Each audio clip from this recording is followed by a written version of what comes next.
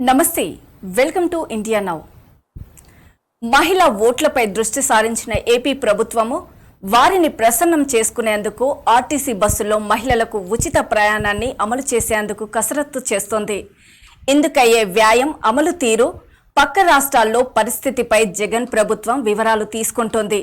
దీనిపై ఆర్టీసీ అధికారులు ఇప్పటికే ప్రభుత్వానికి నివేదిక అందజేయడంతో ఈ పథకం అమలుకు జగన్ సర్కార్ ఆరాటపడుతోంది. టీడీపీ అధికారంలోకి వస్తే ఆర్టీసీ బస్సుల్లో మహిళలకు ఉచిత ప్రయాణం కల్పిస్తామని ఆ పార్టీ అధినేత చంద్రబాబు గతేడాది మేలో జరిగిన మహానాడులో ప్రకటించారు. దీంతో అప్రమత్తమైన జగన్ ప్రభుత్వం ముందుగా తామే మహిళలకు ఉచిత బస్సు ప్రయాణం అమలు చేసేందుకు సిద్ధమవుతోంది. దీనికి సంబంధించి ఆర్టీసీ అధికారులను నివేదిక ఇవ్వాలని కోరడంతో అన్ని వివరాలు క్రోడీకరించి ఇటీవల వారు నివేదిక అందజేశారు. ఇక ఆర్టీసీలో నిత్యం సగటున 40 లక్షల మంది వరకు ప్రయాణిస్తున్నారు. ఇందులో 15 లక్షలకు పైగా మహిళలు ఉంటారని అంచనా.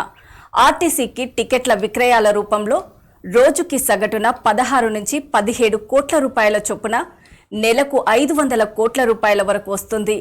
ఇప్పుడు మహిళలకు ఉచిత ప్రయాణం అమలు చేస్తే నెలకు 150 నుంచి 180 కోట్ల వరకు రాబడి కోల్పోతామని అధికారులు అంచనా వేస్తున్నారు. మహిళల ఉచిత ప్రయాణాన్ని సంక్రాంతికి లేదా ఈ నెలాఖరులోపు అమల్లోకి వచ్చే వీలుందని సీఎం వద్ద దీనిపై జరిగే సమావేశం తర్వాత స్పష్టత వచ్చే అవకాశం ఉందని ఆర్టీసీ వర్గాలు చెబుతున్నాయి.